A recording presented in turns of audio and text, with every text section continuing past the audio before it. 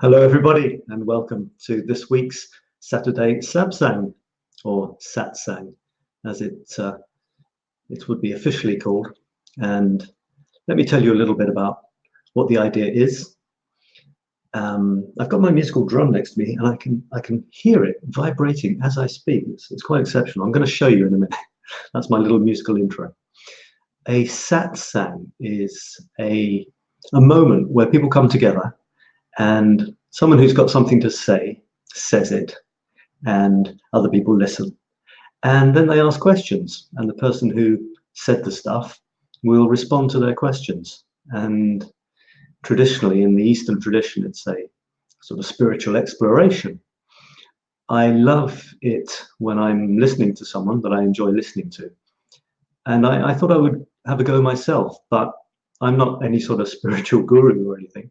Even in the real sense of the word guru, which means a teacher, really. So I'm not. I mean, I've taught English, but that's about it. But what I would like to do is more focus in the spirit of satsang, in the spirit of sharing things and talking about them, so that we all grow and we all get richer by this shared experience. And I want to focus on creativity, which is kind of my thing. I do create quite a lot of stuff every day. So I wanted to do a new type of meeting, gathering, and I'm calling it the Saturday. Today it's Saturday, so it's the Saturday SATSANG. If it was tomorrow, it would be the Sunday SATSANG. And I, as a sort of creative person, quite like calling it a SABSANG. Before getting into anything, well, let me just tell you what's on the agenda. Today and every week, it'll be the same, unless I change it from time to time. I'll give you a little musical intro, for better or for worse, for your ears, better or worse. Then I'll talk about what's been going on in my world for this week and any ideas that have come to me. And I'll say straight away, this is an interactive thing. It's not that you're going to come on camera or anything, but you leave a question in the chat, even say hello. Please say hello and ask questions, especially around the creative topic, the productivity topic, how to get going, how to be more creative, and I'll discuss your questions. So this is supposed to be the guts of the show. Ask your creative questions in the chat. What I'm doing is stimulating those questions, I hope, by showing how I've been creative, and it's a pure example. I want to show you my example, which I hope will stimulate you to be as creative as you possibly can in your world, in your way. So it's not through any sort of huge ego trip, really. It's literally me trying to show you that if I can do it, well, you can do it. You won't do it the same, and you won't do it better or worse, because comparisons are pointless. But if you do something, if you create something, rather than not creating anything and just consuming stuff, then I believe that creativity is one of the best ways of leading a happier, more fulfilled, and also a more sharing life. It's not about just you creating stuff for you and you gathering glory or satisfaction, because for me, the creative process isn't finished until you share what you've created. So yeah, a little musical meanderings, what's been going on in my world and any insights and ideas I've had. Then I'll talk about the photographs and the texts that I published this week. I publish a Paris photo chronicle every day. Then I will talk about productivity tools, ways of being more creative, because a lot of us, we have amazing creative ideas inside us. Sometimes they're a little bit hard to find, but we have them, we feel we have them. We even know exactly what we want to do, but we can't get going. We can't do the damn thing. We can't start. So that's a really important part of what I'd like to discuss here. How to get going, how to start being creative when we want to and we can't. Then a little poetic interlude. If I've written a poem or two this week, I'll share them. Funny thing about poetry is, should you discuss poetry or not? Because discussing words with other words, it's not really what it's about, but I can if you like. Then I will talk about a book I've read this week and the main insights that I've got from it.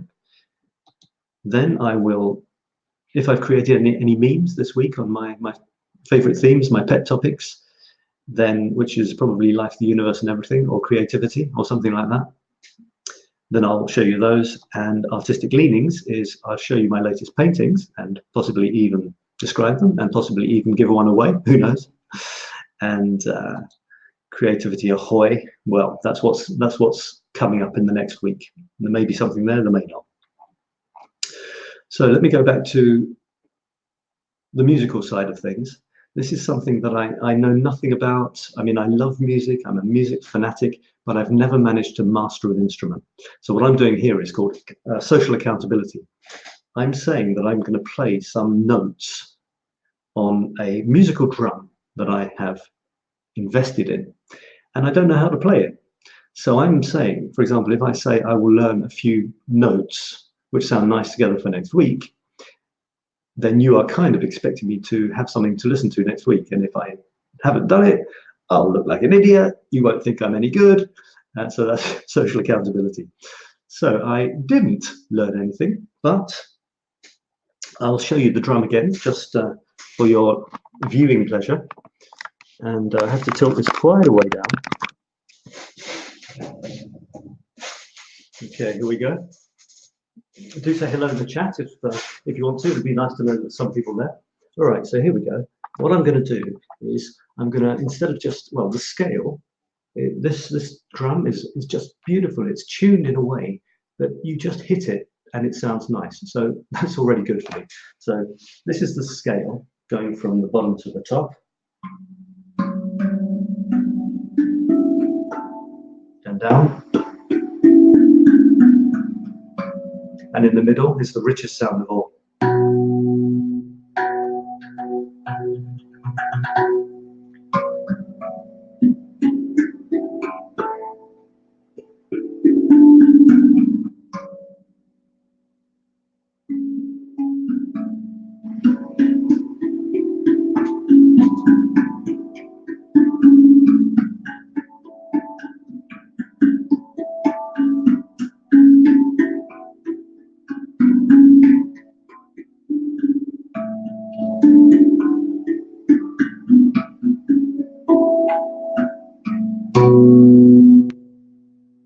See, that resonates. I'm going to have to put it in its bag because it was next to me and I was talking, I could hear it resonating. Yeah, so that was just me playing up and down the scale, and that's literally all I can do. What I'm hoping is that over the weeks and months, you'll see that turning into actual music. I did watch a video this week and they told us about chords. You can actually play chords on this thing. So you can play 2 notes together or you can play 3 notes together. And that sounds nice as well. So I'll just show you a couple of those. So 2 notes together would be like this. And here's another. You can play with 2 fingers or on one hand.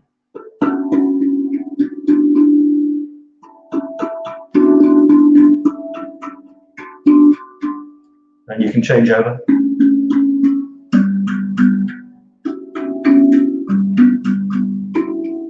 Get it right. If you do 2 of these next to each other, it doesn't. 2 of these next to each other are not actually the notes that are next to each other because it goes.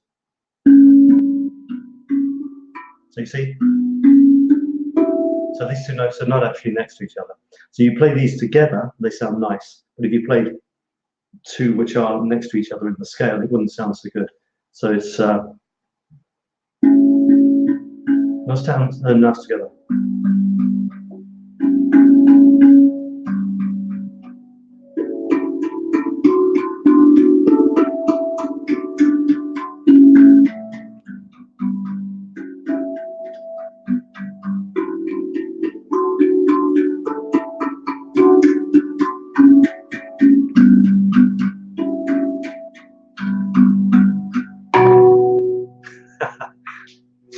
And when you hit that last note, it just sounds good, even if what you've played is rubbish. It's just such a beautiful sound.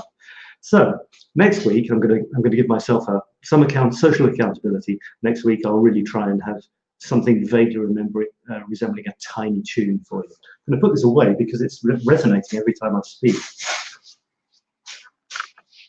I'm going to actually hide it under its cover.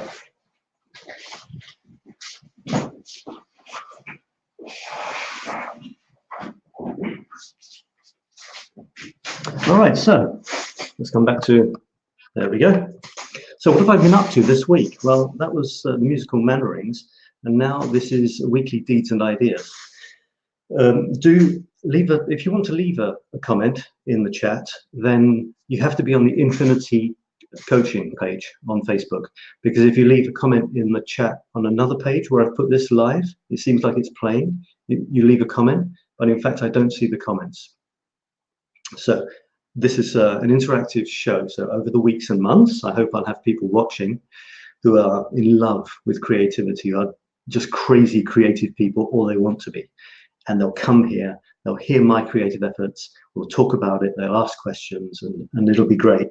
So to do that, to ask the questions, you have to be on the Facebook page called Infinity Coaching. And in fact, the real address is facebook.com/InfinityCoachingParis, Infinity Coaching Paris. And then I'll see your comments and then I'll reply to them. Even if you want to just say hello, that would be nice. So this week, what have I been up to? Well, I started a strange activity today, and let me tell you what it is. Now, this is similar to the music. It's trying to open myself up to new experiences. The music is new for me.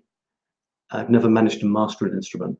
And in terms of physical exercise, physical activity, I've generally just messed around, you know, done some exercises in my home and stuff.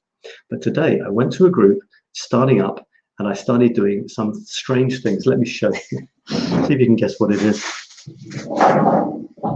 So I did a thing like this, where you do something like this.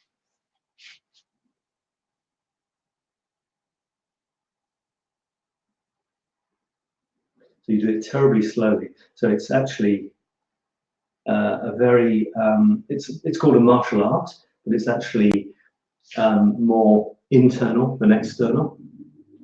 There was another thing that was really good.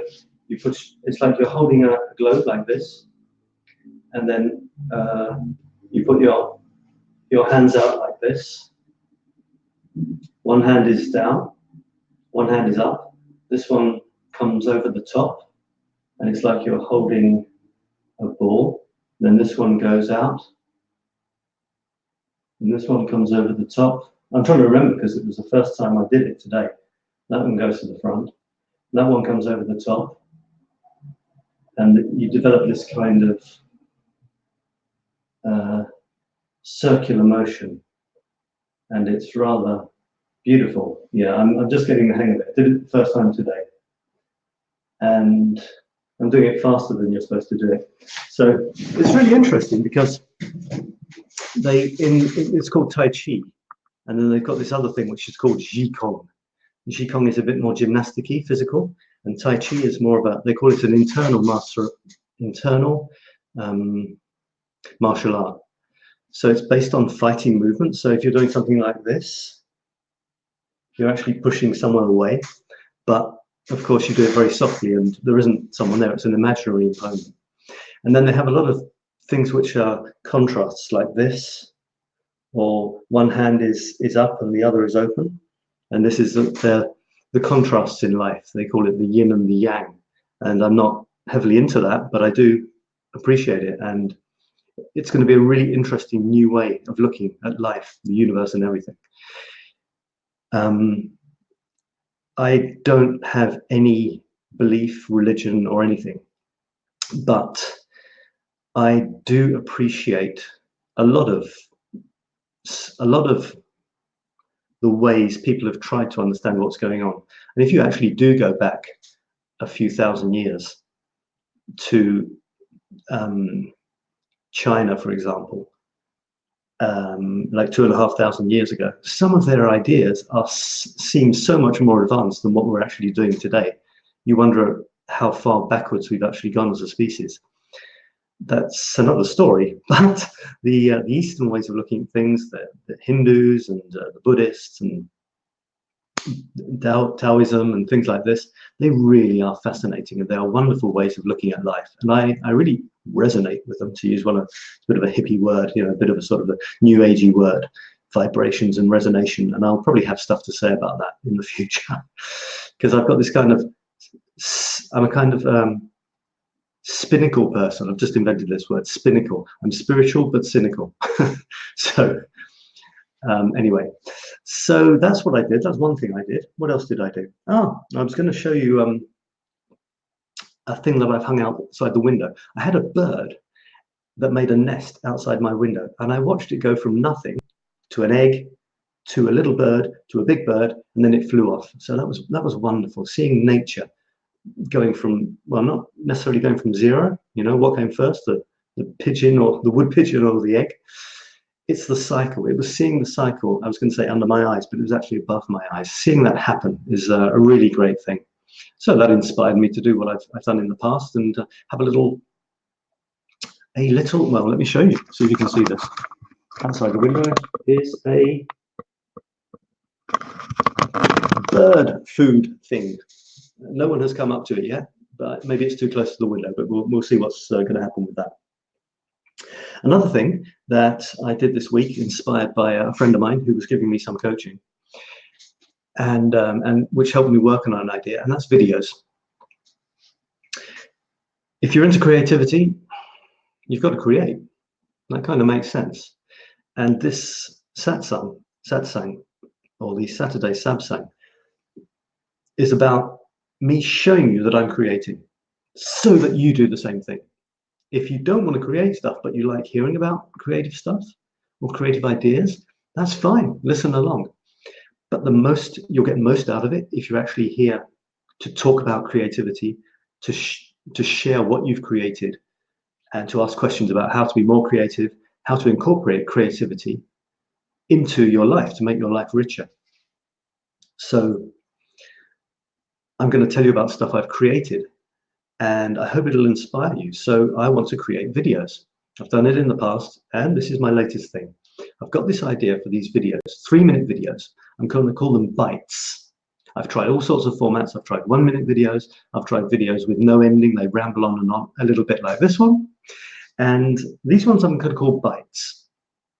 And I started off thinking of one type. I was going to call them creativity bites, 3 minutes with one topic, one creative point or productive point. Then of course, my mind, I don't know about your minds. Say hello, by the way, if you're watching. Please say hello if you're on the Infinity Coaching page on Facebook, not the other ones. Infinity Coaching page, leave a comment, and I will answer you. So, of course, my crazy mind, yes, but it would be not. Infinity Bites sounds good for the name of these videos. Infinity Bites. But then creativity bites. Maybe I should put creativity there so people know it's about creativity. And then I thought, well, why don't I just have different names for them? So far I've got 4. These 3-minute videos on 4 themes. Maybe I'll come back to 1. Maybe I'll make it 6, the colors of the rainbow. I have no idea what is going to go on up here or down here or whatever.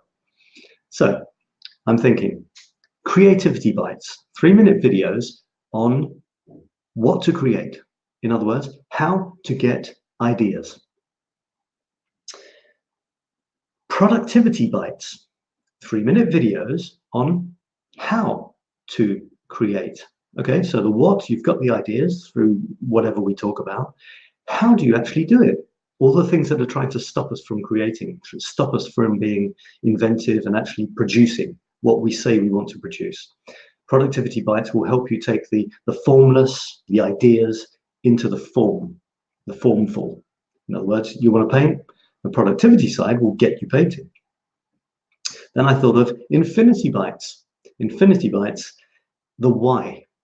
Why are we doing this stuff? And even if there isn't a why, trying to find some meaning to it all, some reason for doing it, some way of believing that what we're doing is worthwhile, and that'll be the infinity bites. So that was 3. And then I thought, yeah, but it's all a bit sort of heavy and serious. What about a bit of fun? So then I thought, okay, let's have something on the funny, absurd side of life. So I thought about absurdity bites, and I thought that was a bit too strange. Then I thought about a word which I love. I've used many, many times in the past, especially in relation to some of the weird stories and things about Paris. Curiosity. So I'm thinking of having a 4th theme in my 3-minute videos, short and snappy, called Curiosity Bites. And this will be the weird and wacky and wild and wonderful side of life. Funny things that have happened, intriguing things, enigmas, conundrums and all that sort of stuff. So that's my idea, which I might talk about at the end in the, what do I call it? Creativity Ahoy. I changed that to Creative Climax actually in my head, but it's now Creativity Ahoy. I'm going to commit to starting videos next week, people. Hold me to it. Be my accountability partner. Okay, so I think I'll leave it for that, for the weekly deeds and ideas. Let's go on to Paris Photo Chronicles. As you might know, I publish a photograph, a creative street photograph of Paris, and a text every day, and I've been doing it for about 610 days now, or 620 days. So something has grabbed me. What is it? Well, to be honest, it's just that I did what I love doing, and I finally discovered something that I don't want to stop doing.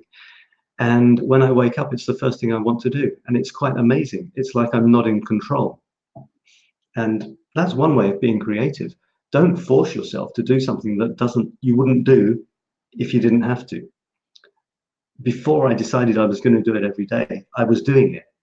So it's not really as though I said, right, I'm not doing it. I guess I should do something. I'll try this. I started doing something and I realized I couldn't stop. So that's what my Paris Photo Chronicles are. There's something I can't stop doing. And let me show you a few of them. So from this week, I'm going to share my screen with you if I can. Okay.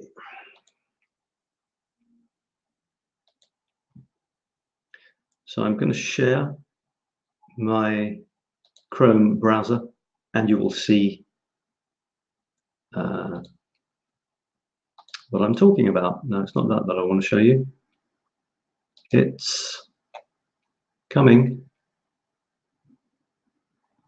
There we are. Right, now let me just do something so that I can actually see what I'm doing here.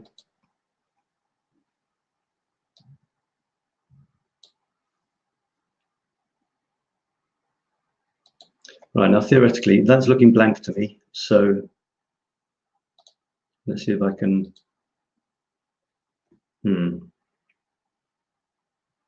Okay, I don't know about you guys, but is that blank for you? Okay, let me get rid of that again. Well, let me bring that in here again.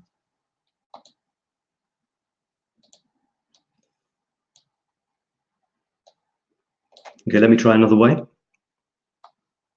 because that's obviously not quite working. So I'm going to stop sharing and see if I can do it another way.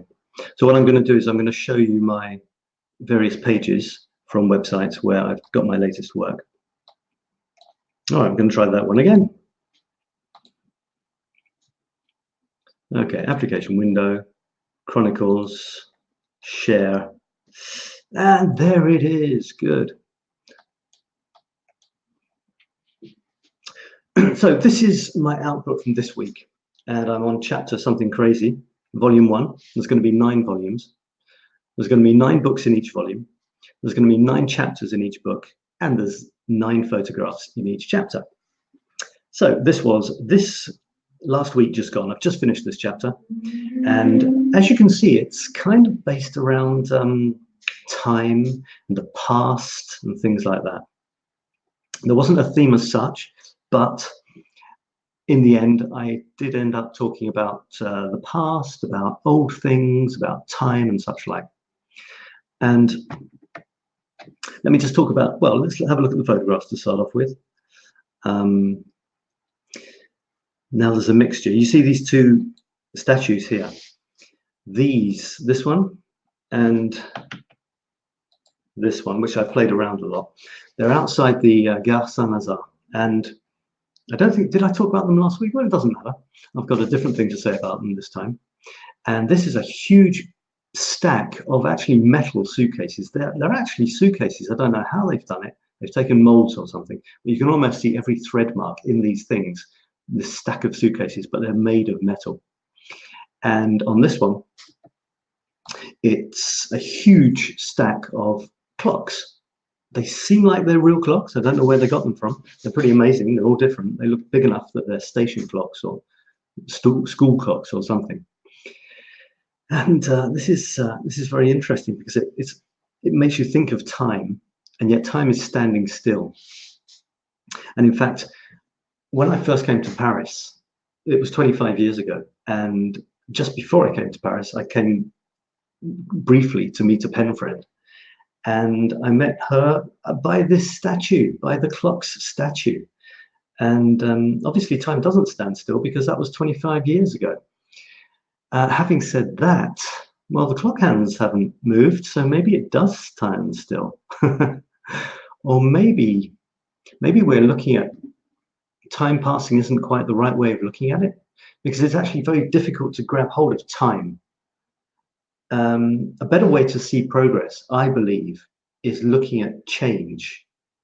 In other words, things that have changed, things that are not the same.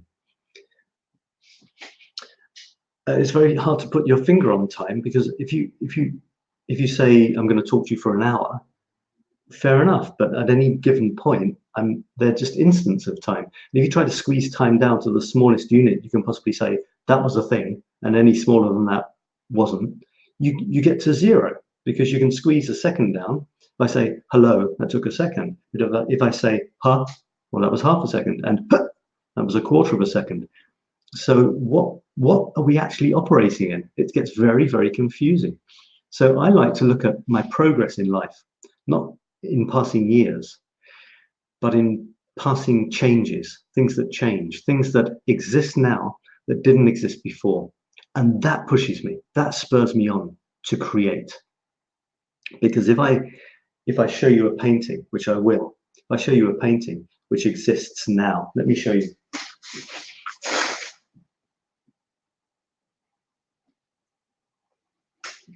This is a new painting. There's a section on painting coming in a minute, but anyway, this is a new painting. And this painting didn't exist in this form 2 weeks ago. To be honest, it didn't exist in this form 1 day ago. I put a finishing layer on it 1 day ago. 2 days ago, it wasn't the same again. So, I mean, it's not that in this form, it didn't exist. Like in this form, I didn't exist 25 years ago. It was a different form. I had more hair and I had less wrinkles, and my sense of humor was still kind of similar though. But it's not that this didn't exist before and now it exists, although it seems like that's true, because in fact, 2 weeks ago, the little pieces of wood that I used to make this existed, but in a different form. They weren't in the same place as now. They weren't the same color as now. The paint that has painted each of these little squares existed. It did 2 weeks ago, but it didn't exist in the same form. It was in a bottle and it was liquid. And the paint on this, of course, and the things that I've encrusted into it. There's little jigsaw pieces, if you can see, jigsaw pieces which continue over the top because everything's linked. They existed 2 weeks ago, but they weren't stuck to this little piece of board covered in white paint and a bit of red. So some of the things that I put, this penny here, maybe 2 weeks ago, this was in my dad's pocket in the north of England, and now it's part of a painting. So it's much more fun to talk about change to talk about progress in terms of change than in terms of time. If you say, well, we're 2 weeks on, it doesn't really tell you much. But if we say, this didn't exist in this form 2 weeks ago, and now it does, that is amazing. That is, I can see, I did it. I did something here. I pulled together stuff which had a different form, a different existence before. And I've made something new from old stuff, existing stuff. It's like when you have an idea. You don't have an idea completely out of the blue. There was stuff in your head already which you've experienced throughout your life, your personality, your experiences, your problems. And then you mix that in with some sort of heavenly intervention, which gives you this idea of mixing what's in your head with some new, in a new way. And bam, you're a creator. So So I'm not a fan of time in terms of years passing. I'm more a fan in time. I'm more a fan of in terms of new paintings being created, for example. So there's my little discourse on time, for better or for worse. And as a creative person, well, create, and you'll feel that your time is passing, your life is passing in a much more productive, enjoyable way than if you're just watching the clock go round as you're watching Netflix. What else? What else? Well, let me read you a couple of these, shall I? Let's see. What's this one? No, I'm going to just choose 2 or 3 of these. Which let me read you what I wrote about these clocks, because I can't even remember. I don't know if you get this when you're producing, when you're creating. It's almost as though you're so in the moment. You can make horrible spelling mistakes. You can put words twice. You're not in the absorbing phase. You're in the creating. It's coming out. And when you read again or look again at something, it's like you're looking at it through new eyes. Sometimes a musician might find it hard to believe that they composed a piece of music that they're listening to, or a writer might find it amazing that they wrote the story they're reading. It's almost like it's taken on a life of its own. So this was, I'll read you a couple of texts, see what you think. It's a different way of looking at things, and maybe I'll get some surprises. Do you know what? It really doesn't matter what you do. All that matters is whether you do. So now you know what, and whether to is all up to you. It might not matter whether you do either, but life tends to be more fun if you're in the game. Everything's impermanent, so sail down the Seine while the sun still sparkles. Everything's imperfect, so sketch Lady Eiffel and see those flaws as features. Everything's incomplete, so freeze your frames and watch an iron icon smile for a whisper of a while. Time stands stock still before Gare Saint-Lazare, that forum of flux, of comings and goings, of seething steam and crackling connections in a monolithic mirage. Place your bets and spin those clock hands. Playing your life is probably the only almost perfect thing to do. I'm through for now.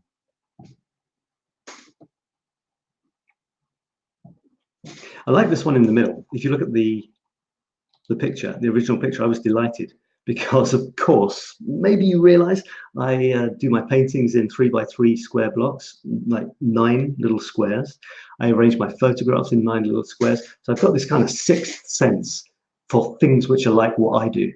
So when I saw this, can you guess where it is? It's in the Père-Lachaise, the amazing, legendary Père-Lachaise cemetery. And this is where some people end up, in these little boxes. And I saw my 3x3 grids, so I took a picture of that, and I probably had something really interesting to say about it, but I'm not sure if it's worth sharing here. No, I talked about my 1-sentence journal, which I've started, if you remember from last week, and that's in the productivity section, folks, coming up soon. I'm going to show you, remind you of a way I told you last week to get productive on your habits. This is nice. It's nothing to do with anything productive or anything. It's just about creativity. I love the tones. Look at those. It's just grays. A lot of my images, I go over the top. I put funny colors, especially bright colors. And this one is just stunning. I love it. And I say that modestly because, like I said, for the writing, you read something, you can't believe you wrote it. You hear something that, as a musician, that you wrote, you can't believe you composed it. I look at these images and they're not mine. They were given to me. And I find this just amazing. The shadows, the colors, the muted colors, the grays, the tones of grays, and that big light up in the top left, top right. And of course, there's a story behind it. And let me read you the story. Now, this is me in pure Paris geek mode, let me tell you, which is half my existence, actually. Was a time I walked around the Paris streets for hours, nose in the air, head twitching left and right, like a pigeon at a rave party, but eyes sharp as an eagle's. searching for these little blue plaques. You see that little blue plaque? It says eau et gaz à tous les étages. That means water and gas on every floor. And it's from about 100 years ago on these Parisian buildings when they were really proud of that fact. The ubiquitous gas on every floor boasts are fun, but not particularly noteworthy. They're everywhere. Gas just on its own, à tous les étages, there's a lot of them. The much less common ones like this and others bearing curious letters and signs were the real coups. So yeah, there's so many of the normal gas ones, but then you've got the water on its own, gas and water, and you've got some really strange ones too. So I've still got that in me. I'm still looking around like this as I'm walking through Paris. And there's not so much dog crap on the floor now, so it's not so dangerous to have your nose in the air walking around Paris. Maybe I'll read you another one here. Let me see. Now this is nice, I won't read it, but it's an interesting photograph about one of the old street signs in Paris. I'm not sure if it's true or apocryphal, but back in the day when people couldn't read, there would be a lot of signs on the walls or swinging on signs, well, like pub signs today, so that people knew where things were, and often the street took the name after that. In this case, they say apparently this sort of, it's a cork tree actually, or in a tree, an oak. It's a kind of oak that gives you cork from its bark, I think. It's amazing how much you learn when you're having to research some of these things. So I thought it was a cork tree, but apparently it's a type of oak with a particularly spongy bark, which is used for cork. There you go. And it's absolutely gorgeous. It's one of the most beautiful of these wall signs in Paris from olden days, and they're tucked away. And this is the sort of thing I would point out on my curiosity tours, my photographic tours, photo and curiosity tours. Actually, I find it difficult to separate the two.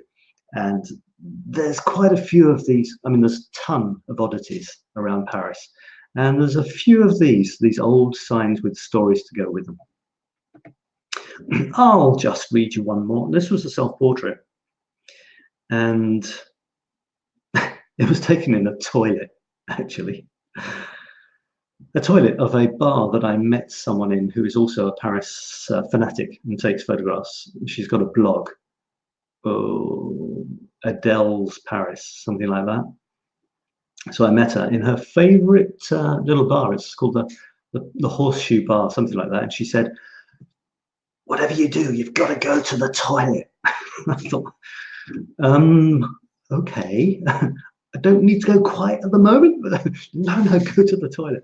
Anyway, the toilets were just ridiculously weird, just aluminium everywhere, aluminium, shiny, weird lights. I don't know, I wouldn't even know how to say.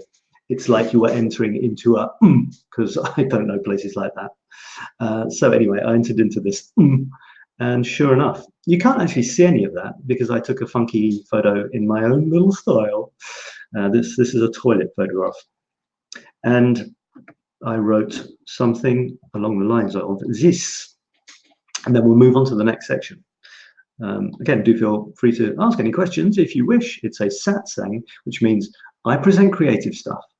You ask me questions about creativity or the productive process, how to create more, how to get over blocks or hurdles, share stories that you've done, you know, things you've created, ways you've created things, and I'll be very, very happy to comment on them, answer questions and so on. That's the spirit of this. For the moment, I've just started a little while ago, so people aren't asking questions yet, but that's the idea, and they will. People, they will. You could be the first person to ask a question today. How about that? You have to be on the Infinity Coaching page on Facebook, otherwise I won't see your comments. Okay, so let me read this. After a disturbed night, punctuated by a viciously persistent yet elusive wine-bombing mosquito, plus numerous bleary-eyed toilet trudges, I'm not feeling particularly like grinding out today's grumbling text. Although, having said that, now that I am feeling like it. It's all about habits, and our lives are overrun by them. My habit of drinking huge amounts of coffee leads to my bursting nocturnal bladder issue. And my habit of writing Lady Eiffel smiles for 621 days in a row means that, well, here I am again. So if our habits are responsible for the vast majority of our actions, wouldn't it be cool if we could choose our habits responsibly, replacing the crap ones with great new behaviors? Yes, it would. To this end, my life is now a living habit lab, with the single aim of spending every moment effortlessly doing amazing things like writing, painting, photographing, and getting other people like you to do the same. If I can also develop Bruce Lee-like mosquito swatting skills, I won't complain and I'll keep the coffee. So that was, as often are the 1 in 10 self-portrait shots, normally from Paris, mind you, that it's a little sort of a personalized story as opposed to a deep philosophical. Well, that's kind of deep and philosophical, isn't it?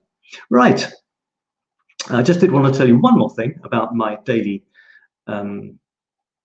photos and texts. Do follow them if you're interested in creativity, innovation, getting creative, productive processes, habits, slight philosophical meanders, and Paris, because I throw everything out here, all my deepest thoughts, my funniest thoughts, and irreverent stuff, little gems about Paris. I put them all on my Paris Photo Chronicles, and it's the heart of my work. And this current project, I started doing 1 and I liked it. I thought I would do 9 because I like arranging. I decided to arrange them in a grid of 3 by 3, like my paintings. I did 9. I enjoyed it. I thought, well, I could go for 100 or 1,000, but I've done that before. What would be more creative? What would be more fun? I know, 9 times 9. 9 grids of 9. That's 81. I did it. I liked it. But that's not even 100, let alone 1,000. So I thought, next, 9 times 9 times 9. That's 729. Do the math. That's huge. And I'm at 621, as I said, or more now. So I'm actually getting towards 9 times 9 times 9. So that's going to finish in 2 years. I mean, it's going to finish at the end of December. But I don't feel I'm anything like finished. This ain't over till it's over. So I thought, okay, look, I'm not even going to think about this. I'm going to add another multiple of 9 and see what happens. 9 times 9 times 9 times 9, that is 6,561 Paris Photo Chronicles, just like this. And 9 times 2 years is 18 years. When I finish this, in 18 years, I will be 70 and hopefully still alive. So that's my challenge. That's my huge, ridiculous, crazy, nonsensical, amazing, funny, ridiculous, ludicrous, exciting challenge. If I don't meet it, it doesn't matter, because every day I'm enjoying creating. Every day I'm finishing something. I'm publishing a photograph of the city I love. I'm publishing a text which I love writing. What could be better than that? If I stop tomorrow, I'll have had 621 amazing days. And this is very much something that I am so strong on, and I have been for a long time, and it's getting stronger and stronger all the time. I talked to someone today for an hour, more or less on this topic. Finding a way of enjoying today whilst building something amazing for tomorrow. I'll say a little bit more about that in the productivity section and possibly somewhere else. I just wanted to tell you that there's a kind of game incorporated into this for the last 3 or 4 chapters. Chapters are 9 photos. If I go to next, you'll see that dun, da, da, da, there's a strange black box with color in it. This color is actually next chapter's 9 photographs covered up with a 90% black mask, just showing through some highlights. And the idea is that you have fun trying to guess what they are. You can see if you look closely, but if you don't, you can just try and guess where they are. So that's something I'm kind of doing systematically now, just to inject a bit of fun into it. For example, next week's, well, it's this week's now. I've already done number one, the one on the top left there. It's all in the same place. It was one of those situations where I went there thinking I'd get a couple of shots. Paris spoke to me, "Lady, I've whispered in my ear." And lo and behold, I ended up with 16 shots instead of 2. So I thought I would do a theme grid. This is a theme grid. They were all taken in the same place. Where am I? Where's Sab? All right, so that's something to look out for. That was today's photograph. Skullduggery. Right, here we go. And I'll come back to you for a second. And right, the next section is productivity tool. I'm going to share with you in this section ways of creating when I say I want to create. This is my coffee, by the way. One of the ways it's not coffee though, it's this stuff. Try not to drop this. This is what I drink in the morning, coffee. And it's what I drank until late in the night, until recently. And then I changed. I decided that I was not the sort of person who drinks coffee all day anymore. I was now, suddenly, just like that, the sort of person who stops drinking coffee after 2 a.m. That was before. Who stops drinking coffee after 2 p.m. And I now am the sort of person who drinks this. Chicory, there's no caffeine in it. And that comes under the heading of productivity tools, really. How to change habits, because a habit might be painting every day, for example, or writing every day, or creating an online course every day.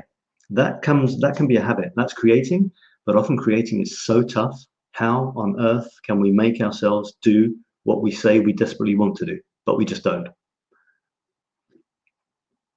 And that's why I'm so fascinated at the moment about productivity techniques, doing the work. And today's book will be on that.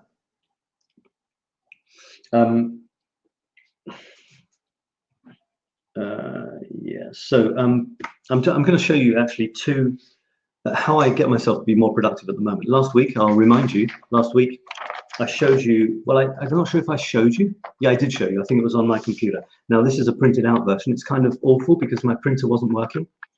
So I printed it pale in black and white and then colored it over because color is so important. See, I've got red, orange, yellow, green, blue, purple. My creativity course. I'm creating a course on creativity. That's creative, isn't it?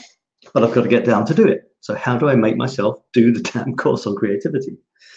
Well, I created this, but I talked about this last week. It's actually a habits journal, habit tracker. Habit journals are so amazing. I won't go into it now because I did it last week.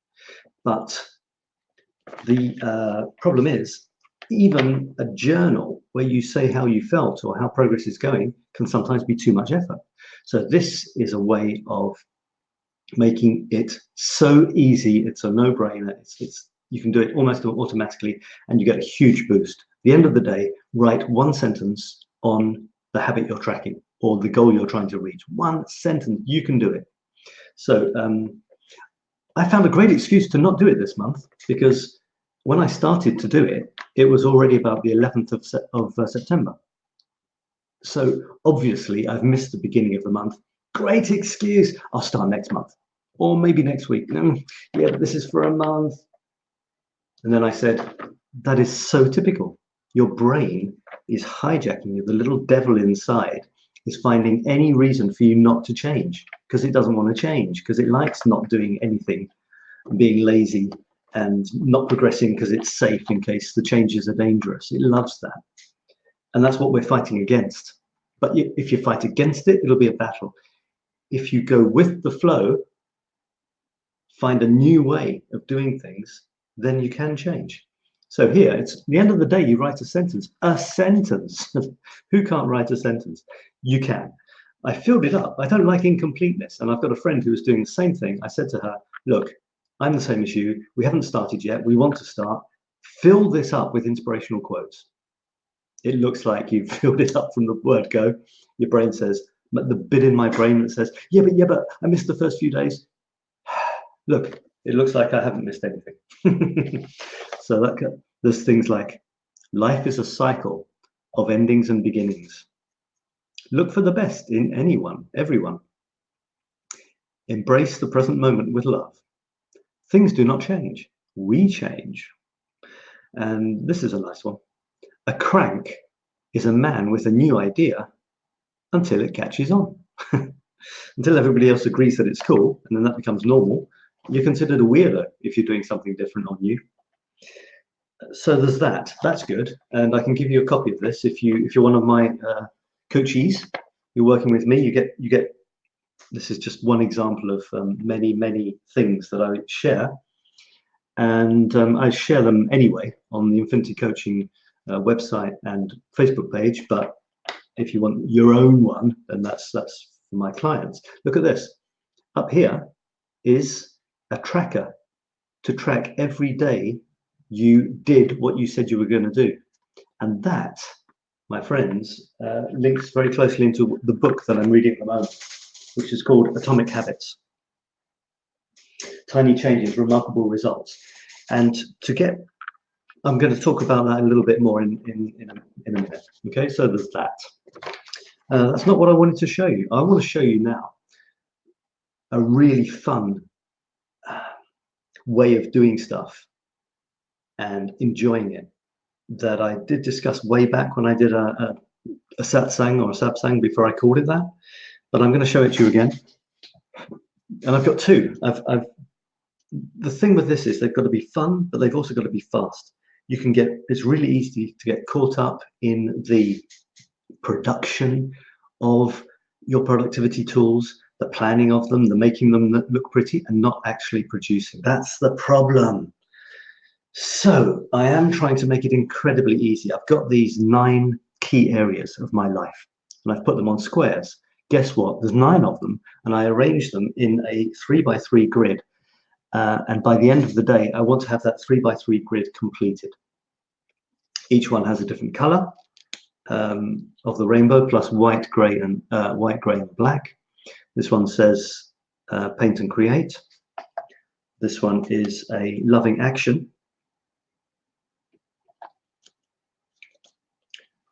Learning and sharing. I might have to change the wording on that. That's not quite working out as I thought. Although obviously I do learn and share every day. That's part of what I do. This is in yellow, so it's very hard to say. Go giving marketing. In other words, go out there when you're marketing and see how much you can give. I love that idea. It comes from a great book called the Go Giver instead of the Go Getter. Exercise and diet. Every day. Photos and writing. That's my Paris Photo Chronicles. First thing I do in the morning is I do that, and I stick this up in the middle of the door where I keep them, and then I build around it with my aim to fill in the grid by the end of the day. And I'll tell you something right now, I've never managed it. To be honest, I've never managed to complete the grid, but I love doing it. I know that one day I will.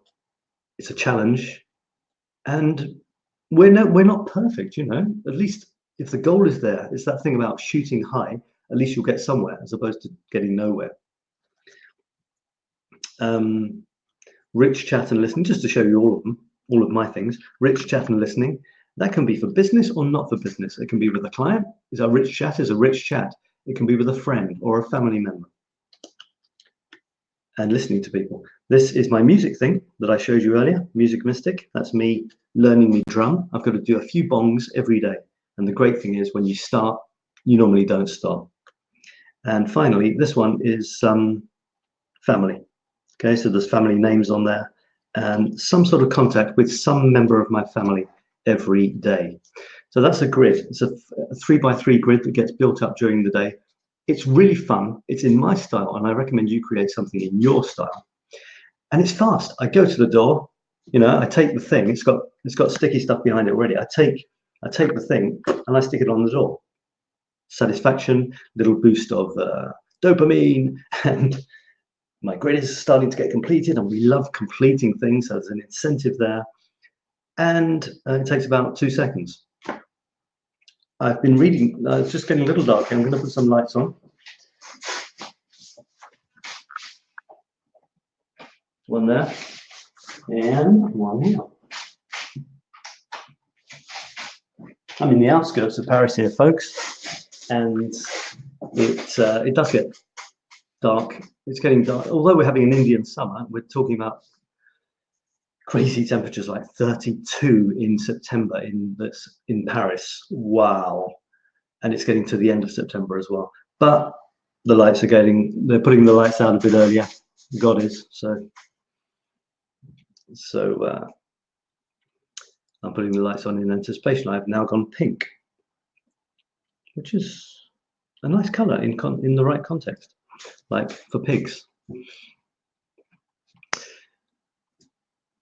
I'm learning about habits, I'm studying them, I'm getting better and better at doing what I say I want to do. Time's running out as well for all of us, if you believe in time. My talk on time earlier suggests that I don't worry about time, which I don't.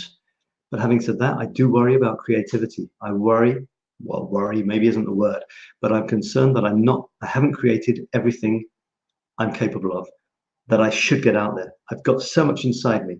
This is what concerns me. And this is what pushes me. There's not enough stuff that exists in the form that I made it yet. So that's what's pushing me. And you can also look on your creativity in a rather cool way, and that is that you're being selfish if you don't create. Who are you to keep your genius to yourself? How selfish is that? If you've ever created anything, it could be a photograph, and you show the photograph to someone. You say, look, I took this photograph of you the other day. They'll love the photograph as long as it's okay, and they'll also love you for it. They'll appreciate you taking it, but they'll especially appreciate you showing it to them. They'll appreciate the fact that you seem to be happy to have this photograph of them. And the birds sing, and the sun shines again, and everyone's happy. But it's true. Our creating gives other people pleasure. Of course, depending on the sort of creating you do, you don't necessarily have to please everyone. And for me, I don't believe in success or failure. I believe in just doing stuff. But if you want to think in terms of feeling really good about what you did, for me, it's if I've incited an emotion in someone.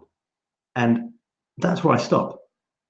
I don't say what sort of emotion, but if I stir nothing, if someone is left, nah, that would be the failure.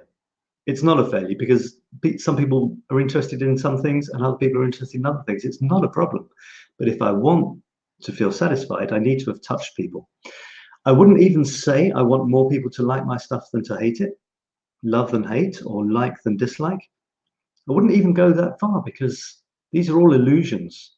It's just about touching people in some way, making them think, making their lives a little richer and a little more interesting. So don't even create for you, create for other people. If you want to be an altruist, do it for the others. Don't be such a selfish bastard and not create. Give people your creativity. They deserve it.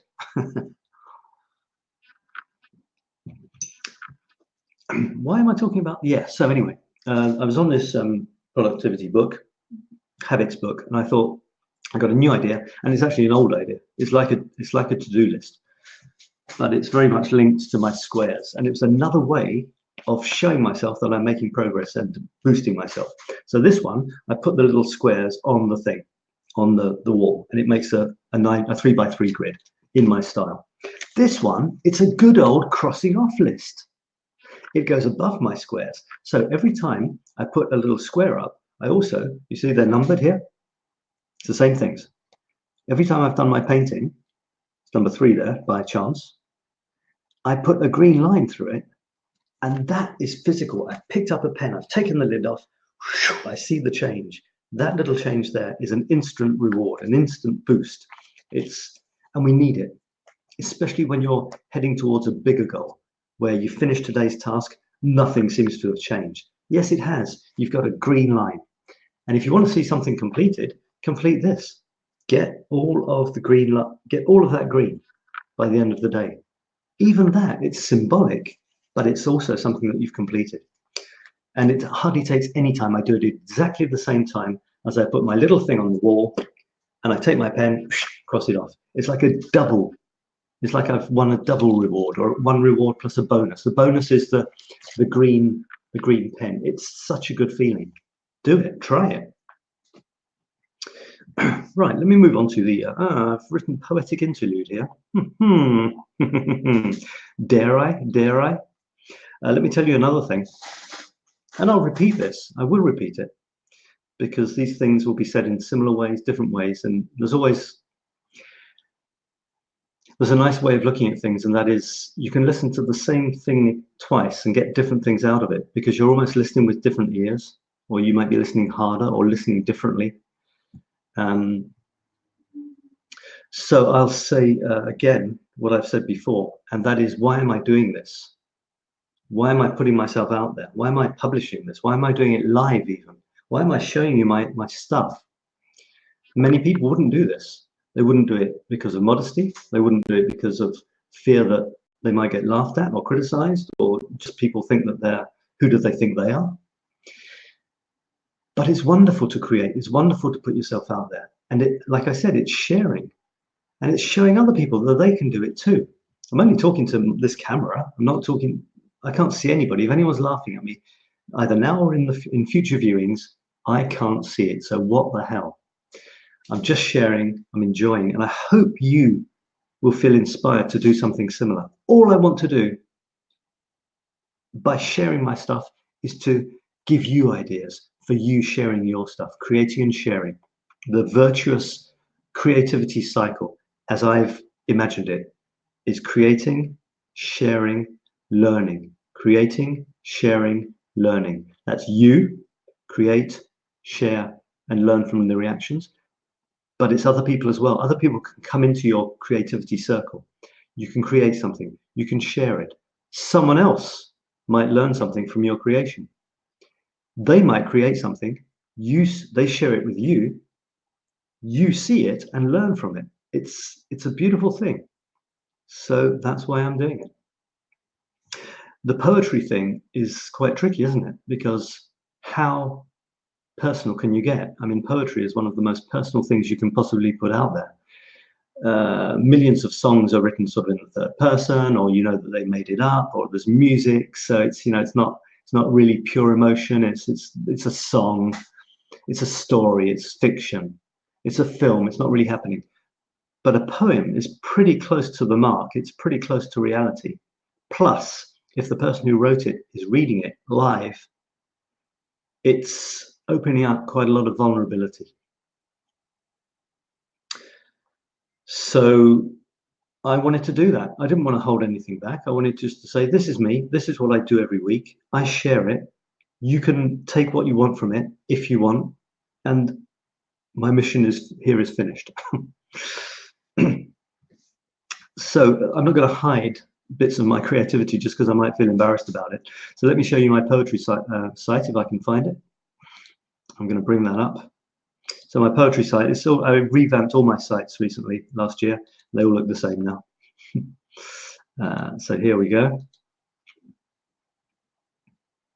Here it comes in a minute or two, I hope. Did I choose that? No, here we go. Let's try again. All right, so this is my poetry site, and it's called Mystic Rhythms.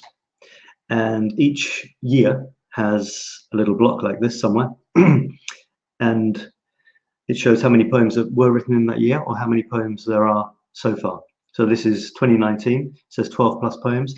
I actually managed to get 3 or 4 out recently, so it's more like 15. I shared a couple last week. I might share them again, just for the hell of it, and maybe a couple of other ones. So when you get onto this page for the year, you again see these link directly to the poems. Now I'm trying to remember what I showed last week. I think maybe possibly this one here, Graveyard Blues. I published a photograph because I link them very closely now. They stand independently, the words and the images, but more and more I'm linking the two together. And I think I read that last week, but it's there in case you want to look at it. Let me do one. A very recent one. I can't even remember if I shared this. Anyway, I called it haiku, and it's one of the shortest poems I've ever written. This was the pigeon that partly inspired it. This is the pigeon that lives outside my window. It lived, and it had a baby, and the baby got bigger, and it finally stood on that piece of wire, hesitating. I'm gonna go. And his mother or father was on the roof next to it, saying, "Yeah, come on, you can do it. What are you, pigeon or pipsqueak?" And eventually he did. So that inspired a poem. And I was also talking with someone else who likes haiku. And I wrote a poem called Haiku, and it's this: pigeon cooing, nest above my window, new day wooing. Traditionally, haiku is, actually, I don't know what I'm talking about, but I know that many people tend to think of haiku, I think it's Japanese or Chinese, maybe Japanese form of poetry, which is very short. And there's normally 5 syllables, 7 syllables, and 5. But then I read some of the great, in researching this, I read some of the great, so-called great, thought of as great poets in this style. And I realized that it wasn't that fixed. You don't have to just stick to that. So I thought this one, as you can see, it's 4/6/2. Pigeon cooing, nest above my window, new day wooing. And they're supposed to capture a moment in time, an instant, probably a fleeting instant. Quite a lot of them are quite somber, quite not necessarily dark, but they're not necessarily gay. They're not necessarily, the sun's rising, I feel happy, and it's going to be a good day today. This ain't where it's at, and that's not where my poetry's at either. It never has been. So they don't often rhyme.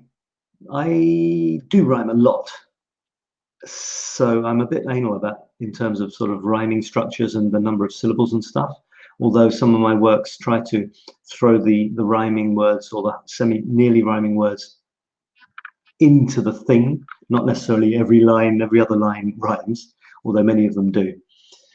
So there's that. And so although they don't necessarily rhyme, or they rarely rhyme actually, I like to throw in a rhyme, and I also like to throw in a double meaning if possible. I'm not going to go into it, especially if no one's asking any questions, but if anyone ever does ask a question, I will be happy to talk about it, although there's something utterly absurd about describing a poem in other words. And it's very similar to trying to describe a painting in words, because painting and even poetry is about conveying an emotion. Otherwise, painting obviously is trying to convey an emotion without words, but so is poetry. That sounds weird when I say it, but maybe that's not right. It is trying to convey an emotion with words, but they're only those words in that circumstances, in that form. So you can't say there's this really good poem. It's a haiku which has this structure. It's about a pigeon and daybreak, and it's really good. So do you like the poem? It doesn't work. You've got to read the poem, and then it's just what it is. And a painting is just what it is. It's neither this nor that. It's just what it is. If it stirs something in you when you look at it, that may be a function of the painting, but it's more likely to be a function of you and what you have decided it means. Because you can have a painting with 2 people looking at it. One person hates it, the other person loves it. What's that about? It's that the painting isn't the thing that creates a specific emotion. It may create an emotion, but it doesn't create a specific single emotion. It's the person who looks at it that decides what meaning that they're going to give to it. And they're not even giving it a meaning. They're just saying how I'm feeling, how the viewer is feeling. So in a way, you can create anything. You can paint anything. And then it's up to you, up to other people, what they want to make of it. I remember recently leaving a comment in a group where I thought I was making a more helpful comment than just one saying, "Oh, I really like your thing." And this person took it badly. And I thought, maybe I should apologize about which I thought was a constructive comment. Maybe I should, which would make them think more than just saying, "Oh, it's really good," like everybody else. And I was thinking, maybe I should apologize. Maybe it wasn't right in that context. Maybe I'm an asshole. Maybe I'm a bastard. Maybe I'm insensitive. And then I thought of a different way of looking at it, which is quite simply, I'm not responsible for other people's reactions to anything, including the stuff that I put out there. If they react and they like it, I'm happy. Well, if I say that, am I happy? Because if they react and they don't like it, am I sad? Am I really? Because that's my reaction to their reaction, which is nothing really to do with them either, is it? They say I hate it, they're not really trying to make me feel bad. So it's this kind of cycle, it's this way of looking at things. To cut a long story short, don't worry too much about people's reactions to your stuff, because reactions and results will differ, as they say. Yeah, so there's that. Anyway, poetry. And I had another one. I've got another one. Where that came from? Quite a few, actually. I'm on a bit of a roll. Now, here's another thing. I'm trying to, when I give you these ideas spontaneously, they're little insights that I have in the moment. I want to share them. By committing to having a poetry section in this satsang, I'm kind of committing to either writing a new poem each week, or at least thinking about poetry, or reading an old poem and seeing what I see in it again, almost as a new person coming to it for the first time. I like talking about poetry. I like talking about emotions, and I love words and wordplay. So by doing this, I'm committing. And you, my unseen, faithful viewers or viewer, are my accountability partner. I'm putting myself out there. I'm saying I'm going to do this. And now I know that I've said it. It's in public. And if I don't, well, I feel that there's some sort of pressure that I put on myself, but it's a pressure to do something I want to do. Did I read you this one? 𝗙𝗏 it's called. And I think I did, but I'll read it again. It's based on a poem by 𝗦𝗁 and it's about thinking too much. And that's a photo in Rodin, the great sculptor's garden, which I talked about last week. 𝗙𝗏. The more I think, 𝗾𝗏𝗄𝗏s are by Piglet, by the way. The more I think, 𝗾𝗏𝗄𝗏, the more I sink, 𝗾𝗏𝗄𝗏. The more I sink, 𝗾𝗏𝗄𝗏, in thinking. And nobody blinks, 𝗾𝗏𝗄𝗏, or slyly winks, 𝗾𝗏𝗄𝗏, or slyly winks, 𝗾𝗏𝗄𝗏, whilst drinking. Thanks, Pooh. Whilst drinking is the drinking of the thinking, the drinking of other people's comments, ideas, criticisms. You drink it in, you think about those, and you never get anywhere. So I think I talked about that last week. So I will share one more, because which I didn't do last week, I think. And it's this one here. It's called 𝗦𝗪𝗶𝗹𝗏. Is it Latin? It sounds Italian, actually. And the guy who's playing this violin looks a little Italian. So his dark curly hair. And NB, but it's probably Latin. And this image did stir a poem. I'm hoping the poem will stand on its own. But these days, there's often a link between my photographs and my poems, and I'm not necessarily fighting that. In principle, I would like them to be separate. And the photograph definitely doesn't need the poem. But the poem is based on the photograph. But stuff's coming together for me. It's getting more and more complete. And it's just turning into one sort of body of work. All of this stuff is what I do. It's not, I do poems, and poems are poems. I do photographs, photographs are photographs. You see, I'm trying to bring it all together, because after all, it's me who's doing it. So I'd like you to have this unity. So yeah, this poem goes with this photograph. I'm comfortable saying that. Notabene, 𝗪𝗲𝗪𝗶𝗪𝗍, she stop a while and sigh. His gaze is elsewhere, see no passer-by. He pull on heartstring, empty case a yawn. She stand immobile, torn by fool forlorn. So you see, I do rhyme a lot, and I like similar lengths of lines and stuff, I must admit. I'm never sure if I should get away from that or not. It seems to be the style that I like. So although I do experiment, some things don't rhyme. Sometimes the rhymes are all thrown all over the place. That is a large part of what poetry is for me. Not really, really formal, stuffy stuff, but some of this freestyle stuff, it doesn't do much for me. That's all I'm saying. You know, if it really is ever so hoity, you're thinking, am I really reading a poem, or is this just someone who's taken a bit of text that came to them and they've chopped it every few syllables, and you can't really see any rhyme nor reason? And that doesn't do much for me. That's all I'm saying. Basically, this is my stuff, this is what I do, and I shouldn't probably be apologizing for it if I am, but I am here to discuss, so I am quite happy to discuss, so that's me discussing it. You can talk about other things as well, you know, the fact that the grammar seems a bit weird, you know, she stopped, why isn't it she stops? Well, I'm not going to go into that unless anyone really asks me, because read the poem a few times and see if you like the feel of it. I mean, people don't discuss the notes that they put in songs and say, well, I chose that note there, which is a bit strange because no. So do the same with words, just absorb it. If it does something for you, great. If not, great. 𝗪𝗲𝗪𝗶𝗪𝗍, she stop a while and sigh. His gaze is elsewhere, see no passer-by. He pull on heartstring, empty case a yawn.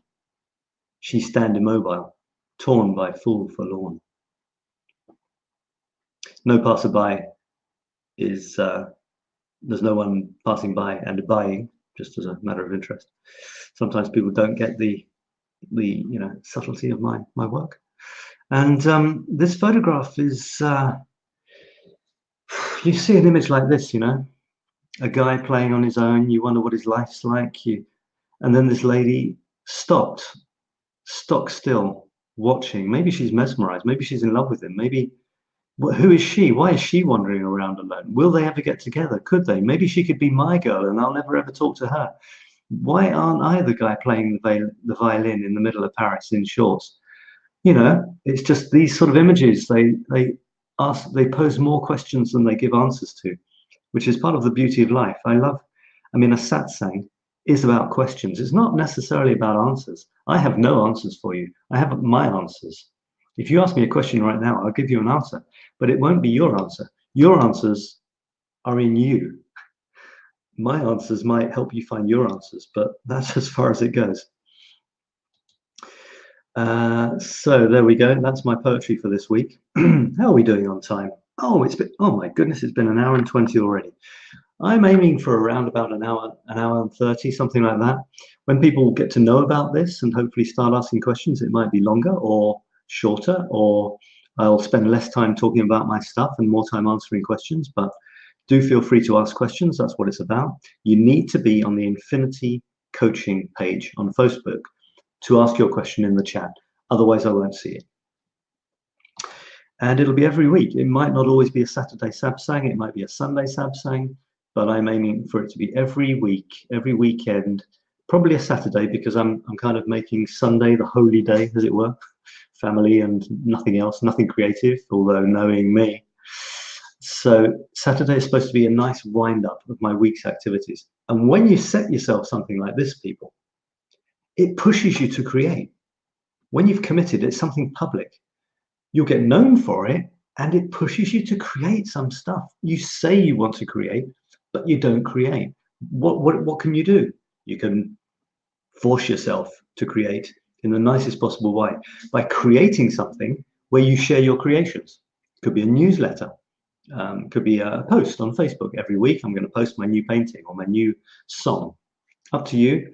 But these things help, and I'm showing you that this helps because I've committed to this thing every weekend on a Saturday. I've got to have something to tell you. I've got to have something to show you. And on my musical drum, I've got to have something to break your eardrums with.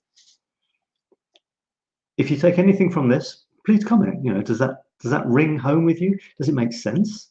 Is it something that you could do? What could you do to push yourself to do what you say you want to do anyway? And it might be going public. It might be committing to publicly sharing something, which might make you scared as hell, but nobody dies in the end.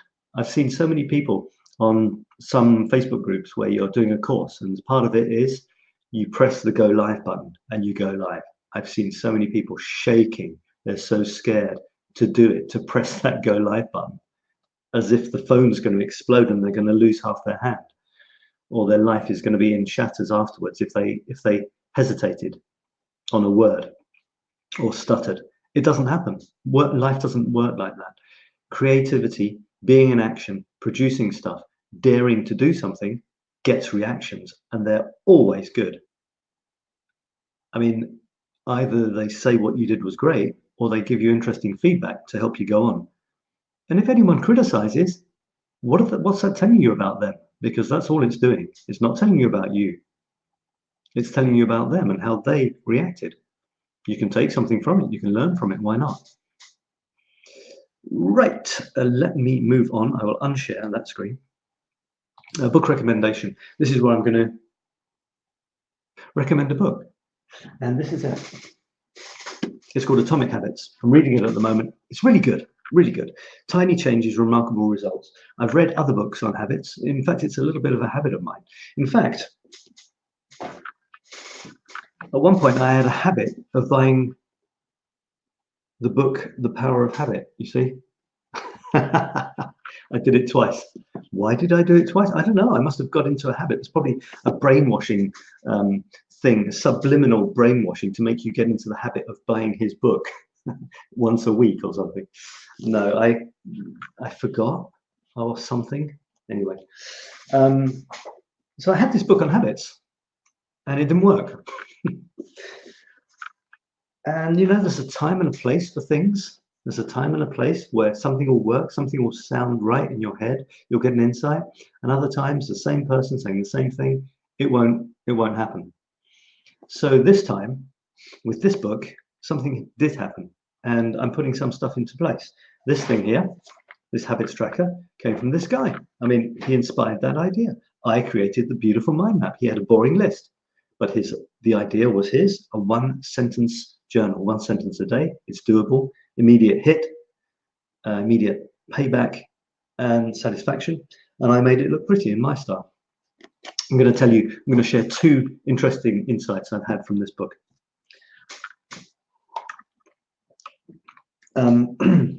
The first one is really absolutely fascinating. And that is that we need instant gratification. Habits are often linked to a future result. For example, you want to lose weight. You've got 10 kilos to lose. You want to start a habit of exercising every day or eating differently, so that in 6 months you'll have lost 10 kilos. Just an example. The problem is, if you eat salad instead of a pizza one day, that evening or the next morning, you don't see any result. You haven't got instant feedback. You haven't got instant gratification. If you go to the gym, you go home, you feel pretty unpleasant, probably a bit tired. Maybe you pulled a muscle. You had to go out in the rain. You missed your favorite TV program, and you can't see any difference. That's how it works. If you do it regularly for a long time, you will see the results. But we are creatures of immediate gratification. That sounds strange because we live in a society where we're used to waiting to get what we want. We know that that's part of life in any case. You go to university and you study for years because one day you hope you'll get a great job with lots of money. Or you train for years because one day you hope you'll win an Olympic medal. There's a or you write a little bit every day because one day you want to publish a book. So there's many examples. We have this idea in our head. The thing is, our heads are prehistoric. Our heads are us, and our biology is still rooted back in the days before we understood that if we do little things today, we'll have a better result tomorrow.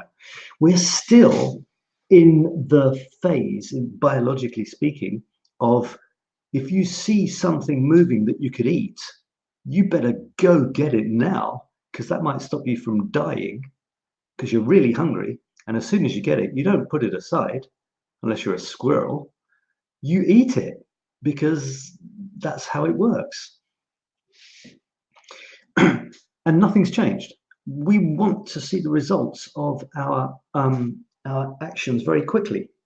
And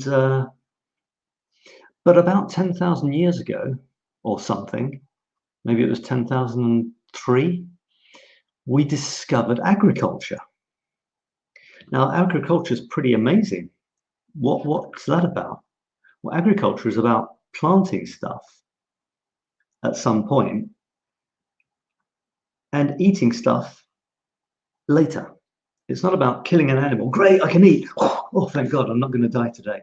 No. It's about calmly and composedly shoving a few little grains in some soil and then going on with your life. Where's the instant gratification in that? There isn't any.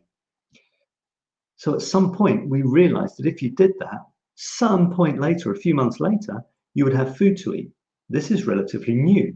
We are still made to expect and want and love instant gratification. Which is why, instead of exercising, where you don't see any results changing your body, you sit on the couch and watch TV and eat chips and ice cream. Oh, which is why you don't go to the gym, because you can't see the results. You'd rather watch a film.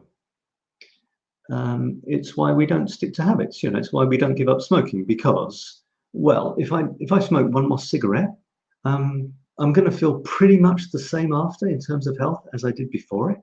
So there's no sort of negative consequences there, and I get a rush. It's nice. See cigarette, smoke, feel more relaxed, or at least I think I do. Instant gratification, just like in the old days. But the thing is, that's a negative habit. You do that often enough, and way down the line, you might die of lung cancer. So what? There's no instant gratification in stopping smoking because you just feel shit. And this is interesting because look, the things which give you most immediate pleasure, like eating ice cream, watching a film or something, are the things that or smoking a cigarette, having a drink. Those are the things that in the long run are generally worst for you. The most horrible, awful, negative consequences. On the other hand, the things that are really painful for you today to do, a real pain, like eating a salad instead of a pizza, not going to a restaurant, staying home, going to the gym when you'd rather sit and watch the movie, these things aren't attractive. Plus, there's no immediate feedback.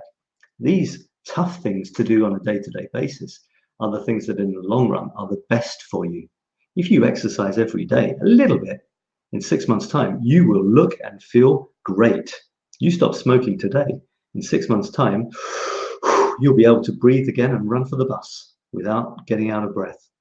You'll look amazing, and all the rest of it. You study today, in a few months' time, you might get that great job. So there's this conflict, you see. So the thing is to realize that for a habit to stick, a habit is supposed to take you to a long-term great goal, but often the habit's a bit of a pain to do. So the thing is to do the habit, which will take you to the long goal, but to give yourself an instant hit of satisfaction directly after the habit. It's what we want. We want that instant gratification. Make a habit have instant gratification in its own right. So, for example, my photographs are a great example. I publish a photograph every day. I'm not saying I could never write a book. I haven't written a book. I did once. It was awful. It was a nightmare for me, and I couldn't even finish it. I finish a photograph and a text every single day. I've done it for over 600 days, and in the past I did it for 1,000 days in a row. So that works for me. I've found something that works for me. And funnily enough, I get a boost every time I finish a photograph and I publish it. Same with the text. I get a boost every single morning. But in the long run, I'm getting known for my photographs and text about Paris, and I could put them into a book if I want. So there is the long-term thing, but most importantly, there's a short-term thing. So to finish on this, make your habits have instant gratification, which is like this. My instant gratification is put that green line. It's so fun, satisfying to put another green line. And you've got the sort of mini big objective to make them all green. So that's one really, really great takeaway from this book. Give your habits some sort of instant gratification, and you'll really stick to them more easily. He goes into much more detail. For example, he talks about 4 sort of rules or laws of habits, sticking to habits. He talks about they should be obvious. In other words, you can't miss them. You know, you walk from one room to the other, you're reminded of the habit you want to do. For example, you want to drink more water, have a water bottle in every room. It's big, it's green, it's got water in it, and I pass it every time I go. You see, there you go. Look, it was there. Hey, I just drank some water. That's what I want to do. And I did it because the damn bottle was sitting in my face. And there's one of these big green bottles in every room. I mean, I've only got about 2 rooms, but make it obvious. That's the first one. Make it easy. Well, it was easy to pick up the bottle. It had water in. It was easy to open the top. It was right next to me. Make it easy. Make it satisfying. That's number 3. Yeah, make it fun. Make it satisfying. I mean, why is it satisfying? Well, I know that I'm doing good for my body for a start. And I'm not drinking coffee. And the last one is satisfying was the 4th one, and the 3rd one was make it attractive. Make it attractive is you know that it's a good thing for you. Make it satisfying is you get a little reward.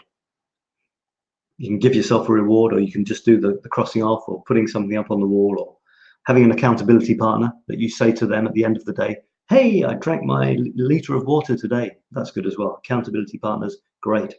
You are my accountability partner in a way, because you are making me produce something for all my sections every week.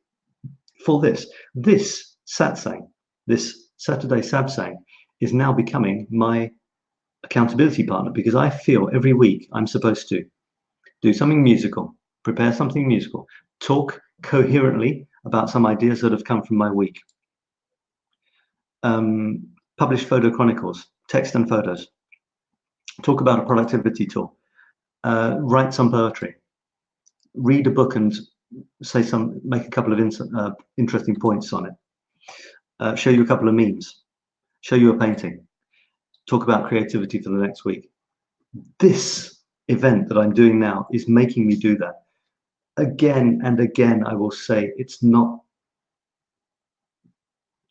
I was going to say it's not for me. Of course, it's for me, but it's for me, for you. It's for you, for me. Let's do this together. Do something creative and show me what you've done. That's all that matters. It's an exchange. If I create something and there's no one to look at it, who cares? If you create something and there's no one to look at it, it's only half baked in my eyes. So this is an absolute circle. We are part of a circle. You're influencing me. I'm influencing you. We're sharing together. And as I said, the birds are singing and the sun is shining and everybody loves each other.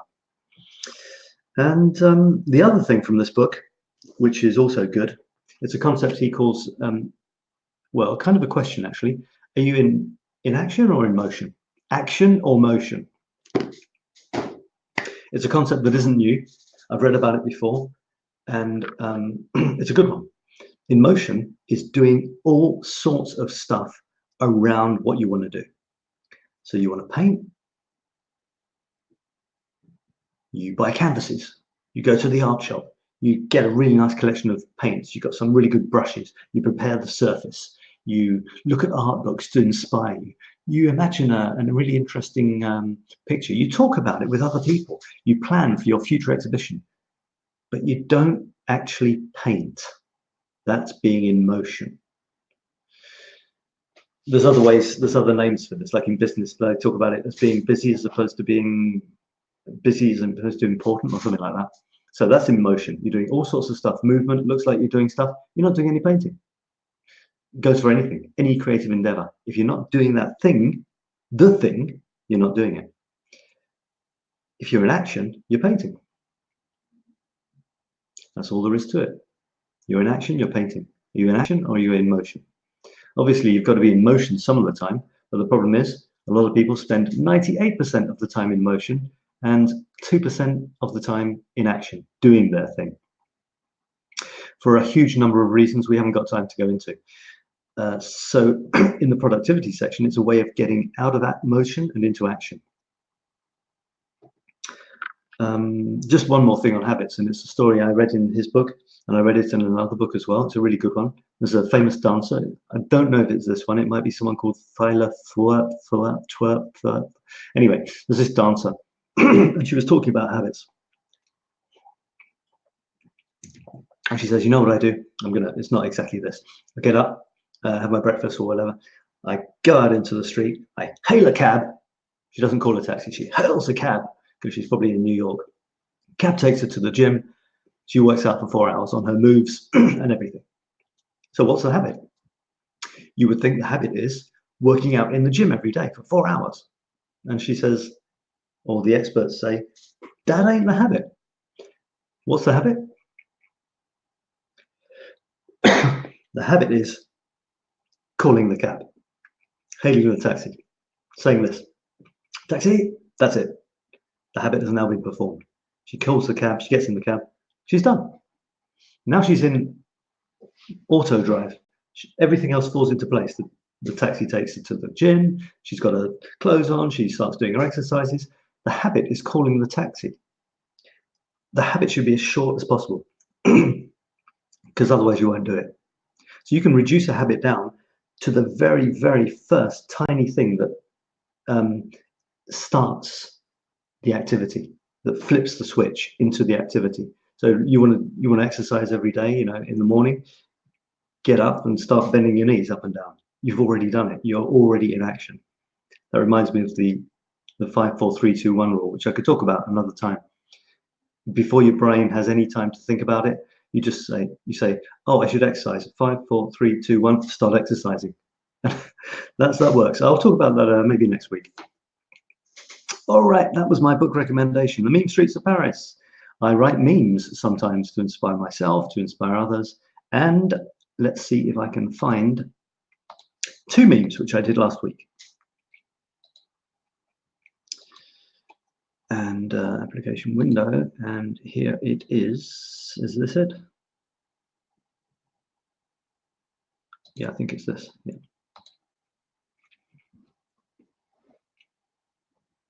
I don't want that. I don't want that. I want.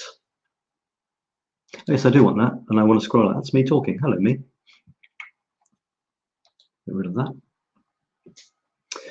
Okay. Yeah, here are my memes. Here's one. Now you see I'm playing, like I said earlier, I'm not just one, I'm trying to just be one thing, incorporate everything into everything I do. So for example, my memes are generally quite poetic. Not always. I like to have a bit of, maybe a couple of words that rhyme, maybe a play with words and stuff like that. So this one is, it started off very simply with 6 words. Let's say 10 words in the middle. Make your proclivity your activity. In other words, what you really like doing a lot, make that what you actually do most of the time. And make your action your satisfaction. In other words, make what you're doing now the thing that gives you the satisfaction, not some imagined great result sometime in the future. From that, I grew it a bit to make it a little bit more complete and throw in another couple of rhymes, which kind of came to me. Make your goal your North Pole. In other words, your guiding light. You're heading in that direction more or less. But make your proclivity your activity. Make your action, so more than this goal in the future, make what you really love doing, what you're doing now, and make the satisfaction not the reaching the goal, because you will if you do it every day anyway. Make the satisfaction the daily events. and make your passion your fashion. That was just kind of, I don't know, I threw that in there, rhymes, but anyway. Don't worry, make your passion your fashion. Don't worry about what other people are doing. You do your thing. And, you know, it's like the quote, that guy that I gave you earlier. A crank is a man with a new idea until it catches on. So if your passion's cool enough, it'll become everyone's passion. And then the other meme I wrote was this one. It's a little more serious, folks. And it's, this is the most beautiful moment you will ever know. The only moment you will ever know. That's why it's the most beautiful. I'm running out of time here, so I'm not going to go into the deeper meaningfulness of that, but I do like it because it's saying that we only have one moment and it's happening all the time, which goes back to my discussion on time and its kind of weirdness. So make this moment, it's the moment. This moment is your moment, and there isn't another one. So it's beautiful and make the most of it. So that was my meme activity for last week. Only 2, but it's not bad. It's not bad.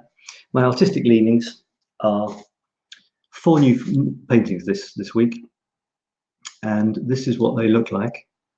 Let me bring those up. Yes, here we are. I'm going to share this again. And I did a new style. 4 small desktop paintings in a new style, and there's 2 of them already on my site. And it's the site which is called no, it's not Mystic Rhythms. That's my poem, poetry, mysticrhythms.com. This is Infinity Squared, 𝗪𝗡, INFINII2.com. This is a boutique, and here are my 2 of my 4 new paintings. They're in black, white, and red, and they've got all sorts of strange stuff in them. So if I click on this one, it should come up. There we are. All right, so I normally do a grid of 9 ways of looking at the same painting, right? So this is all the same painting, every single one of these. So especially if you look at the top one in the middle and the bottom one, it looks like a different painting. It's not the same configuration. It's the same painting, organized differently. Then I've got all these different ways of looking at it. It's a little up in the top right there. It's a little desktop painting. It sits on your desk and looks really cool. You can put it in a little box. You can play with it. There's no beginning and no end. It's this weird concept I have, infinity squared. My paintings have no fixed structure. They are only finished when the acquirer of the painting, who receives it in a box or in a stack, puts it together themselves. That is their final configuration. But it's not final because they can change it. Just like your life, it's a metaphor for life. It's a fun puzzle and a very intriguing one because it's much, much harder for some people than you would think a 9-piece puzzle is, because there's no beginning and no end. The painting falls off one side and continues on the other. Have a look. Let's see if I can show you that. Yeah, so for example here, this black line here, if you look, you follow it up there, it falls off the edge, but it actually comes back in at the bottom. This one here falls off the edge, but comes back in on this side. This is the same painting, organized differently. You see the red of this circle thing here falls off this side, but it continues on this side. So you can reorganize it as you wish. This one here falls off this side, but it continues on the top. So that's my infinity squared paintings, and that was fun. God, I really loved doing something. I say simple, it wasn't so simple. My God, there's all sorts of things encrusted in this, and there's an Eiffel. Look at it. Can you see the Eiffel Tower there? And there's jigsaw pieces. Sometimes the jigsaw pieces go across two squares, so you have to put the jigsaw pieces together, which is another way of doing the puzzle. There's also a bit of, there's these lines in it. Can you see these lines? These lines here, these are actually bits of nature that I've incorporated into the thing. You see this one here? It goes off there and it carries on here, down here. So those bits can go together if you want. Let me just show you the other one. I've done 4. This is because it's easier to do 4 in the same style. This one here, it was supposed to be a kind of pseudo-Japanese style, playing with very, very simple colors, because a lot of my things get quite complicated these days. Again, it's all the same painting. If you look at this one in the top left and the bottom right, it is the same painting. Look how different it is just by rearranging it. And the metaphor here, the clanging metaphor, is you can also rearrange your life. You don't like the configuration your life is in. You don't like this configuration. Well, your life can be rearranged. Because with exactly the same pieces, the same experiences, the same qualifications, the same friends even, you could change this into this. And to be honest, there's almost an infinite number of ways of rearranging my paintings. So there's an infinite way of rearranging your life if you want to. I don't always get deep and meaningful and heavy like that. You know, the painting can just be a fun puzzle for kids. Kids love it. But if you want to go deep, you can go deep. I've even stopped putting them in a square. If you don't have to. I've started showing them like this to show that you want to do something like that and put it on your wall or your coffee table. Excellent. You can change it every day if you want. And there's something really fun that some people they have it on their desk because it looks like this. Okay, they have it on their desk. And I've seen this used. Let me bring up full screen here. I have heard this used actually in an interview from a human resource director person. And they have this and they accidentally knock it over during the interview and it goes like this. And it just becomes this. And they say, oops, or they make the person who's being interviewed knock it over by mistake. And the person says, oh, sorry, I'll put it together again. And suddenly you've got this 9-piece puzzle, which isn't at all as easy as people think, because every single edge can attach to another edge. That's the magic. That's the mystery of my paintings. And I don't think interviewers are too nasty on this, you know. But you imagine someone in an interview situation and they're trying to put a 9-piece puzzle together and they can't do it because they don't know the magic that each edge, even the edge pieces, can carry on. So yeah, so there's that. It's amazing how many adults I've seen get really frustrated and flummoxed and stuck on a 9-piece puzzle. You wouldn't believe it. All right, that's my paintings. I'm really excited about that. I'm really happy. And I've got this idea. I had this idea today. I do 4 at the same time. Okay, look, here's another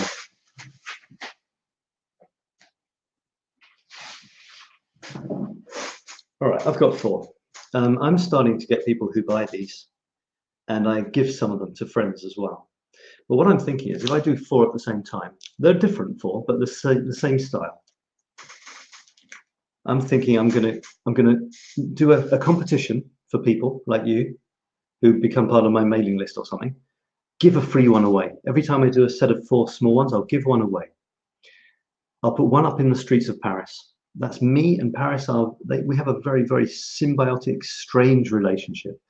I've done this in the past. I'd like to do it again. Start putting one of my 4 infinity square paintings up on the streets of Paris. And, you know, keep or sell the other 2. So that's what I'm thinking of doing, because they're no good sitting with me on my table. You know, I've got a table full of them. What good is that? Better to give and see what happens, because, you know, you give, something will happen. There'll be a reaction. I mean, you imagine I gave this painting to someone. I can't imagine where it would go, who would play with it, who would talk about it, the pleasure, the fun that would be got out of doing it just because I happen to give it. And if I keep it for myself, well, you know, you hold yourself in like you're protecting something. What are you protecting? You're gonna go in the end. So I'm trying to get much more expansive, which kind of fits in with some of the Tai Chi movements I did earlier. There's it's the yin and the yang. It's the bringing together and the letting out. You know, it's the together, out. And it's this flow, you know, one person's giving out, someone else is taking in, then they give out and you take in. But if there's no movement at all, then there's no exchange. And one of the best ways of getting the movement going is to start it yourself. You could try taking first, but that doesn't seem very good way of doing it. But if you give, then you'll only get stuff back. So there you go. That's what I'm thinking of doing and seeing what happens. Give one away in a competition. Put one in the streets of Paris on the walls and see what happens to the other two. So that's kind of my creativity ahoy. That's one of my creativity things I'm thinking of, organizing that. And the other thing was the videos, starting 3-minute videos on 4 themes. Creativity, what was it? It was creativity bites, 3-minute video giving what to do, what to create, ideas for getting creative. Another 3-minute video series, productivity bites, where we look at how to create the stuff, how to get it from the formless into the form. Infinity bites, another series of videos on the theme of why do this stuff? What's the meaning of it all? How can I have more meaning in my life through creating? Because I'm all about creating and I want you guys to create too. And then I thought, well, where's the fun in that? You know, there's got to be one. So many people in this world are so serious. My God. So I want another one, and it's curiosity bites. It's the weird, the wonderful, and the wacky aspects of life. So that's what I'm thinking of starting next week or soon. And there you go. So if you have been one of the people watching, thank you very much. We've gone on for 1 hour and 50 minutes. It sounds long, but you know, you can come in and out of these things. Don't worry. If you do want to watch one of these, why not start at minute 50 or minute 110? It doesn't matter. Just come in and go out. It doesn't matter. You'll get something. The topics change, the ideas change, what I'm sharing changes. Different people will be commenting at different times. And that's cool. That's the way it should be, I think. So don't feel obliged to stick around for 2 hours or 1.5 hours. Just do what feels right for you. The thing is, if you're like me, you believe that creativity is one of the best ways of leading an exciting, fun life and a fulfilling life and a worthwhile life. In other words, sharing with others. We're all part of a bigger thing. I mean, you can look at that. Obviously, you didn't come into the world on your own. You came from your parents, and you interact in a society. We're not hermits living in caves. There's something bigger than us, and if we're not interacting with that bigger thing, then we're missing out. We're missing out. And creativity and sharing, creating and sharing your creativity and getting back whatever that stimulates is what makes life really worthwhile for me. And I'd love to share that with you. And I will share that with you again next week at the same time, probably the same time, same place. Watch out for the message on the 𝗏𝗏 Facebook page. My websites are parissetmefree.com for my Paris photo chronicles. And also I do tours around Paris and curiosity tours, photo tours, if you'd like to spend a bit of time with me on that. Infini2, so infini2.com is where I publish my art, and you can buy my pictures if you like and just see pretty pictures of them. mysticrhythms.com is where I publish my poetry, and there's all my poetry. I'm moving towards having it all there from the word dot, so we're talking hundreds of poems. And this is my coaching site, infinitycoaching.biz. I offer coaching one-on-one. Sure, by internet, if you're in Paris, we can do it in Paris. Paris retreats, if you want to spend some time in Paris with me, like on an intensive thing, like for 2 or 3 days together. There could be days in between, but you know, like in the space of a week, or a small group if you want to come, and that's fantastic. I use Paris as a metaphor for life. It's not your normal coaching. Or I can be with you, accompany you over 3 months, 6 months, a year. So if you want to explore more, then just contact me. We can spend as long as you like talking about it. There's no cost involved. The important thing is that it would be right for you and for me. So get in touch for a chat, a long chat, and we'll see what happens. Obviously, there's no obligation at all. The only obligation there is for you to have fun in life and be creative. That's it for now. Thanks so much for watching, and see you again next time. I don't have that sort of funky thing to end on. There's a guy who always finishes his videos, peace. That's not me. I don't know what maybe I should think of something. Maybe I should make a final bong on my drum. I'll do that.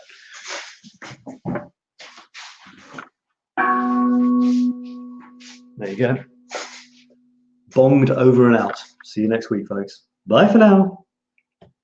Be creative. Maybe that's it.